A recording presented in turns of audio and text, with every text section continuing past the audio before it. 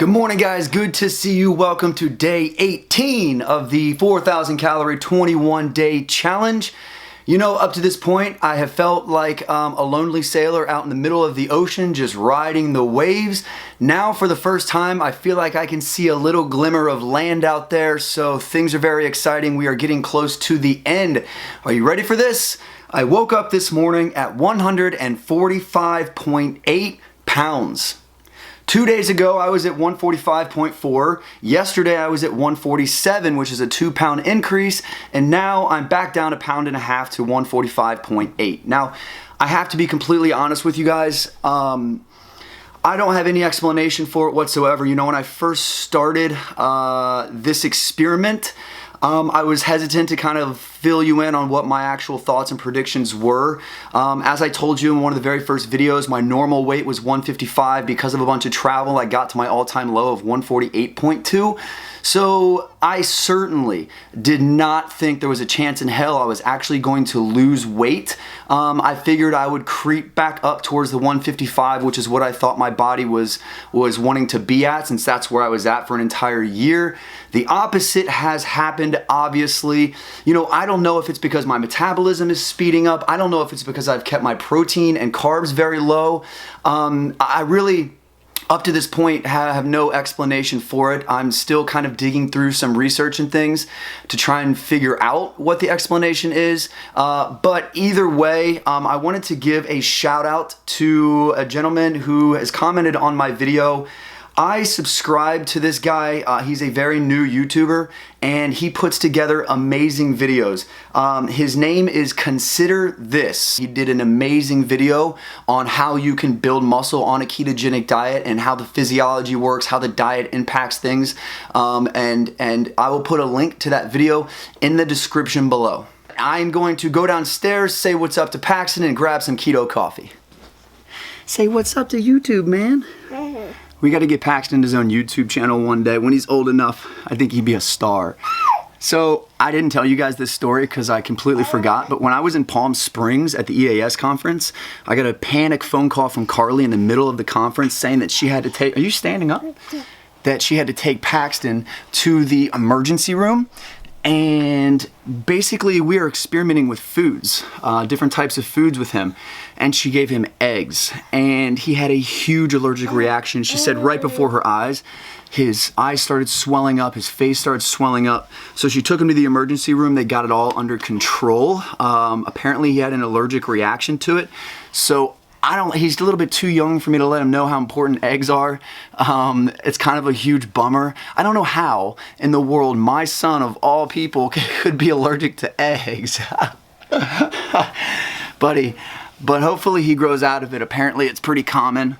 But nonetheless, he doesn't get any eggs, so kind of a bummer. Alright, so we are off and running on these calories. So I started off with a double keto coffee. That's 3 tablespoons of heavy whipping cream, 2 tablespoons of butter, and 2 tablespoons of MCT oil. We also have 1 whole avocado with sea salt and 1/4 cup of almonds. This puts us at 1,124 total calories so far. Just for the heck of it, I was kind of curious because I know a lot of people, you know, when they start a diet and they get MyFitnessPal, they just enter in a goal weight and then let MyFitnessPal tell them what the macro breakdowns and the calorie recommendations are. So I went ahead and did that myself. I did my starting weight the exact same as what we started on this experiment, which is 148.2. I made my goal weight what I currently am sitting at right now, which is 145.8. So I set the weekly goal to lose just 1 pound a week, and my activity level is very active. So when I click calorie and macronutrient goals, MyFitnessPal is telling me that I need 2,320 calories. Get this, carbohydrates. Guess how many carbohydrates MyFitnessPal thinks I need to eat in order to lose 3 pounds? 290 grams per day. That is absolutely mind-blowing. Now, understand this. For anybody out there who is even remotely insulin resistant, somebody who just remotely cannot tolerate carbohydrates. You give them 290 grams and you're marching them down the death track, man. That is shocking to me.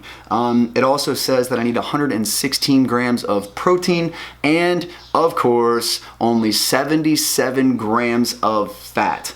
That's interesting because I've taken in about 350 grams over the past 18 days and I've actually lost weight. I've kept my carbs around 30 grams and my protein has been around that, 116 grams. So I guess the moral of the story is don't trust the recommendations of MyFitnessPal. It's just some mainstream bullshit. But nonetheless, it's obviously a good way to track the ratio, guys. It's a good way to track the ratio. 75% fat, 20% protein, 5% carbs. In my opinion, no matter how many calories you're eating. And just so you know, the average American gets 350 to 400 grams of carbs every single day. And we wonder why we are such a fat country who is dying of diabetes and heart attacks. So one of my bodybuilding.com teammates, Nikki Walter, gave Paxton his very own dumbbell. Paxton got his first dumbbell here and he will not put it down, just like daddy. So we are getting ready to go to the gym. I've got chest and triceps with my cousin Austin.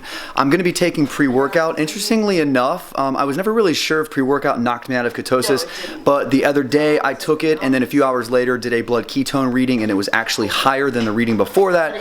So I can rest easy knowing that I can take pre-workout. So I will see you guys at the gym. It's just a motorcycle, dude. It's okay. It's cool. That's your buddy Austin, man. He's a rebel. All right, guys, we just got to the gym. It is chest and triceps today. I'm not going to be filming this workout because it's going to be an emotional workout for me. We've gone through a lot of stuff, you know, in the past 18 days. It's been quite remarkable. So today I found out that my cousin Austin, who is also my workout partner, friend, everything, is going to be moving to take an opportunity to follow his dreams, and he'll be leaving to go to a different state to work in the wildlife industry, which is something that he's always wanted. So I'm extremely proud of him. I'm excited for him and everything like that. So, you know, we're gonna put in one last battle here together. It's been amazing having him. He's also helped me out a lot with filming and this whole YouTube thing. I'm gonna miss the hell out of him. I'll be fine on my own. I've done the lone wolf thing plenty of times before. So yeah, one last final battle with my cousin Austin. Austin, if you're watching this, man, I love you so much, and it's just amazing to see somebody with so much heart and so much passion get an opportunity that they deserve, and I know you're gonna kill it, no doubt about it, man. That's just what we do. So I'll see you guys at the end of the workout. Alright, so we just got done working out. It's one of the best workouts I've ever had. Tons and tons of intensity. I actually worked up a great appetite, and it's a good thing because it's now 4:00 p.m. and I have 2,876 calories remaining. So what I'm eating now, we've got a salad here, one of my keto power salads. There is 4 pieces of salami, 2 tablespoons of olive oil, 1/4 cup of walnuts, 1 tablespoon of sunflower seed kernels, cheese wisps, and avocado ranch dressing. But wait, there's more. We've also got 2 meatballs here with shredded cheese on top. But wait, there's more. Here we have 2 pieces of cheese wrapped in pepperoni and 2 deviled eggs. These salami or pepperoni and cheese wraps are from this company right here. But wait, there's more. A keto shake. So inside this keto shake, we've got almond milk, 3 tablespoons of heavy whipping cream, 2 tablespoons of caprylic acid, and the Myoplex ketogenic. Obviously this is a lot of food, but I'm just gonna take advantage of the fact that I'm very, very hungry, eat as fast as I possibly can and catch up here. So now we have 755 calories remaining. Wish me luck here. It's probably gonna take me about an hour to eat all of this food, but as soon as I'm done, I'll check back in with you guys. 6 hours later. We are on to our final meal of the night. I only had a little over 700 calories remaining, so this is a very manageable meal. So what I have here is pulled pork. I put soy sauce on top of that. We also have another avocado with some sea salt. And then these are the same two pepperoni and cheese roll-ups from my earlier meal. That was so many calories in one sitting. I don't know what I was thinking. It did literally take me an hour to finish it. I got all the way down to these two final pepperoni and cheese sticks. I felt like I was literally gonna throw up, so I just decided to save them for later on. So I'm gonna eat this meal really quick, and then we'll do a quick Q&A, and I'll update you on where we're at with calories and macros.